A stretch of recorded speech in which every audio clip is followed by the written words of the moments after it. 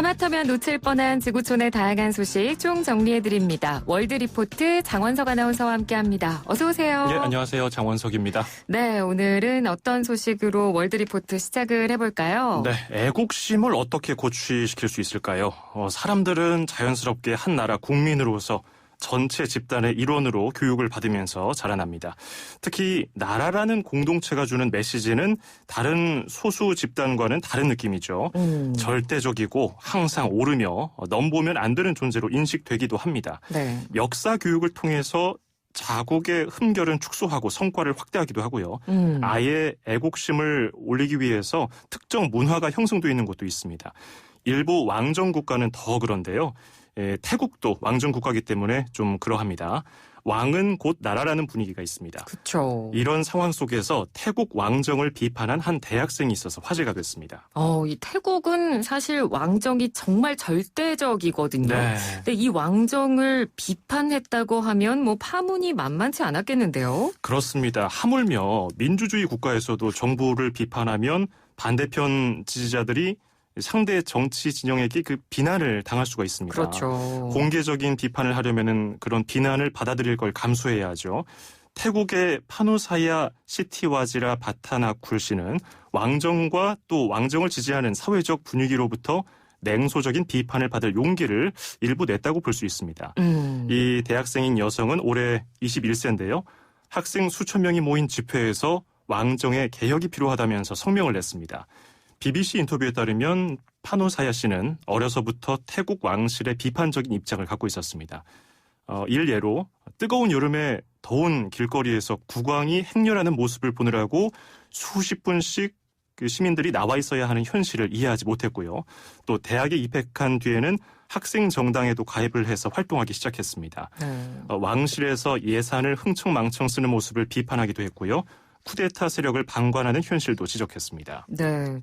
이러면 처벌을 받을 위험도 있는 거 아닌가요? 그렇습니다. 태국에는 국왕 모독죄가 있습니다. 네. 최대 징역 15년까지 받을 수 있는 중죄입니다.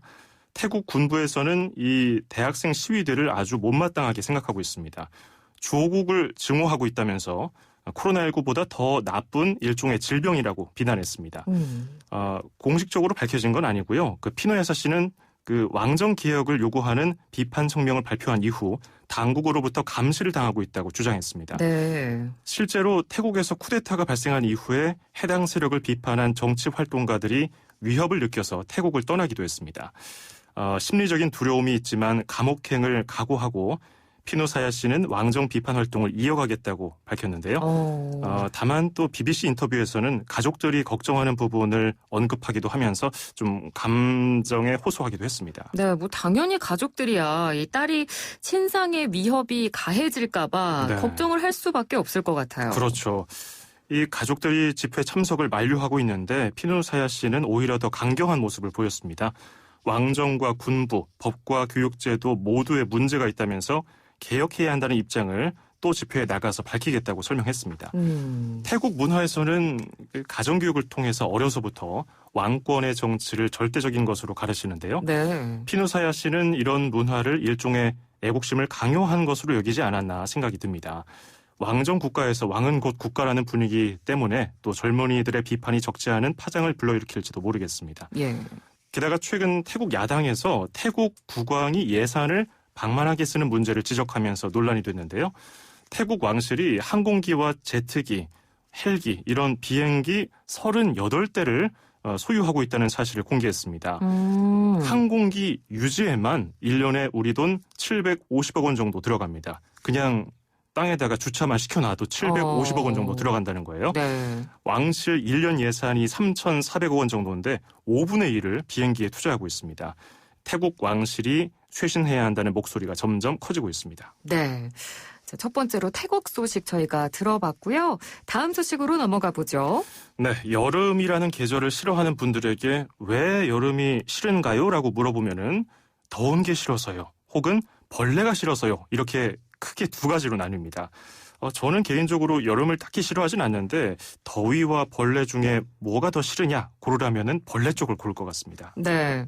저도 뭐 차라리 더운 게 낫지 벌레가 많은 건 너무 괴롭더라고요. 그렇죠. 네. 저도 군대 얘기하는 거 참 싫어하는데 네. 군대 때 너무 막 질리도록 벌레들을 많이 봐가지고 끔찍했던 기억이 있습니다. 네. 그런데 상상도 할 수 없을 만큼 수많은 벌레떼로 인해서 고통을 받고 있는 곳이 있습니다. 바로 러시아 중부에 있는 크라스노야르스크시인데요. 어렵네요. 예. 네. 마치 세상에 깨를 뿌려놓은 듯이 벌레가 도시를 습격해서 아주 처치 곤란 상태라고 합니다. 네. 그래서 저희가 관련 사진을 저도 장원석 아나운서가 준비를 해 주셔서 보고 있는데요. 와, 이게 정말 벌레인지 방금 그 표현해 주신 깨인지 네. 와, 이게 진짜 너무 징그러울 정도로 그쵸. 사람 옷하고 지금 차량에 벌레가 뒤덮여 있는 사진이거든요. 그렇습니다. 이게 뭔가요, 도대체? 봐도 적응이 안 되네요. 네. 또 소름이 또 돋았습니다. 바로 진딧물인데요. 진딧물이 얼마나 많은가 하면요. 햇빛을 가려서 도시가 뿌옇게 변할 정도로 수가 어마어마하다고 합니다. 근데 왜 이렇게 진딧물이 러시아에 많아진 건가요? 러시아 과학 아카데미 산하 연구소에 따르면요. 역시나 이상기후 탓이라고 분석했습니다. 예. 제가 앞서서 여러 번 러시아 이상기후에 대해서 소개해드렸잖아요. 네. 그 툰드라 지역에서 이상 고온 현상이 일어나서 동토가 녹고 거기에서 나온 가스가 공기 오염도 시키고 또 대규모 화재도 발생했는데요. 날씨가 더우니까 진딧물 개체 수가 급격하게 늘어날 환경이 조성됐고요. 올해는 특히 이상 고온 현상이 일찍 오는 바람에 그 겨울에서 봄으로 일찍 바뀌었습니다. 여름이 또 길어졌고요. 습하고 더운 날씨도 역시 길어진 겁니다. 진딧물만 잘 자라겠습니까? 캄차카주에서는 모기가 마치 그 회오리 바람처럼 보이는 모습이 포착되기도 했습니다. 네. 참 이 기후 변화로 인해서 해로운 벌레들이 점점 더 잘 살 수 있는 환경으로 바뀌고 있는 게 아닌지 뭐 이런 현상들을 보니까 좀 걱정이 됩니다. 그렇죠. 또 미국 해양대기국이 이달 초에 발표한 세계 기후 보고서에서는 지구 온난화를 경고하기도 했습니다. 올여름에 북반구 기온이 1880년 관측 이래 가장 더웠던 해로 기록됐습니다. 지난 6월에서 8월은 지구 온도가 20세기 평균 기온보다 1도 가까이 높은 것으로 관측되기도 했습니다. 이 기록은 역시 기록을 측정한 이후 두 번째로 높은 수치고요. 최근 5년 동안 여름 기온이 그 기록사상 가장 더운 여름 1위부터 5위까지 모두 차지하고 있었습니다. 계속해서 기록을 경신하고 있는 거죠. 네. 미국 덴버에서는 하루 만에 30도가 떨어지면서 여름에 눈이 내리는 네. 그런 겨울로 극단적으로 바뀌는 그런 현상도 있었고 또 얼마 전에는 초대형 산불 일어났다는 소식도 들렸었는데 참 이 지구 온난화 이상 기온으로 인한 영향이 이제 시작이다. 네. 그런 비판들이 적지 않습니다. 자, 다음 소식은요. 네. 미국 역사상 가장 존경받는 대통령을 꼽으라고 하면 미국인들은 단연 에이브러햄 링컨을 선택합니다. 그렇습니다. 앞서서 그 왕정을 비판하면 손가락질을 받을 수 있는 태국 문화를 소개해드렸잖아요. 네. 미국에서도 링컨을 비판하는 건 있을 수 없는 일이라는 분위기가 강합니다. 그 정도로 미국민들에게 여전히 존경받는 인물이죠. 링컨 대통령이 노예 해방을 선언하자 주로 노예제도를 통해서 산업을 일궈왔던 남부는 반발하고 미합중국과 함께할 수 없다면서 전쟁을 일으켰죠. 이후에 북부가 승리하고요. 결국은 링컨 대통령의 뜻대로 노예 해방이라는 업적을 세웠습니다. 이후에 재선에 성공했지만 1865년 4월에 피격당해서 링컨 대통령은 숨졌습니다. 제가 이렇게 장황하게 모두가 잘 알고 계시는 링컨 대통령에 대해서 이야기를 한 이유가 있습니다. 링컨 대통령이 피격됐을 당시에 링컨 대통령의 머리카락 그리고 이 피격 소식을 담은 전보 용지가 경매에 나왔었는데요. 우리 돈으로 9,600만 원에 팔렸습니다. 이 설명해주지 않으면 누구 건지도 알지 못할 것 같은 머리카락과 종이 한 장이 1억 원에 가까운 돈에 팔린 사실은 미국에서 링컨 대통령이 얼마나 대단한 존재인지 방증하고 있습니다. 네. 아니 경매에 나왔던 머리카락 사진을 보면요. 양은 꽤 되거든요. 그래요. 그런데 예. 그냥 딱 보면 이게 누구 머리카락이야 싶을 모르죠. 정도로 잘 예. 모르기도 하고 그리고 말씀해 주신 그 종이를 보면 뭐 약간 핏자국이 있는 것 같이 보이기도 합니다만 네. 자 그럼 이 링컨 대통령의 이 머리카락이 어디에 보관이 돼 있었던 건가요? 네, CNN 보도에 따르면요. 부검을 하면서 잘랐던 5cm 정도 머리카락 링컨 대통령의 처사촌 라이먼 비처도트 박사가 가지고 있었다고 합니다. 당시에 머리카락을 담을 게 없어서 주머니에 있던 링컨 대통령 피격 소식이 적힌 전보 종이로 이렇게 감쌌다고 합니다. 그리고 그 머리카락을 감싼 종이에다가 연필로 링컨의 머리카락이라고 적어놨다고 하고요. 이 머리카락과 전보 용지는 도트 박사의 아들이 물려받아서 현재까지 보관하고 있었습니다. 진위 여부가 확인이 돼서 이번에 이처럼 1억 원에 가까운 금액으로 낙찰된 겁니다. 네.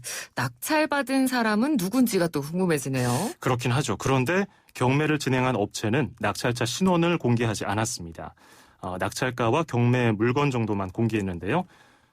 지금처럼 미국 정치권이 반으로 갈라져서 진흙탕 싸움을 지속하고 또 인종차별 같은 여러 문제로 미국민들을 지치게 만든다면은 앞으로도 링컨 대통령의 머리카락 그리고 이를 감쌌던 전보 종이의 가치가 더 올라가지 않을까 생각이 드네요. 네, 그럴 가능성도 있을 것 같습니다. 링컨 대통령의 머리카락 경매 소식까지 오늘 들어봤습니다. 오늘 소식 잘 들었습니다. 고맙습니다. 네, 고맙습니다. 네, 지금까지 월드리포트 장원석 아나운서와 함께했습니다. 1부는 여기서 마치고요. 잠시 뒤 2부 이어갑니다.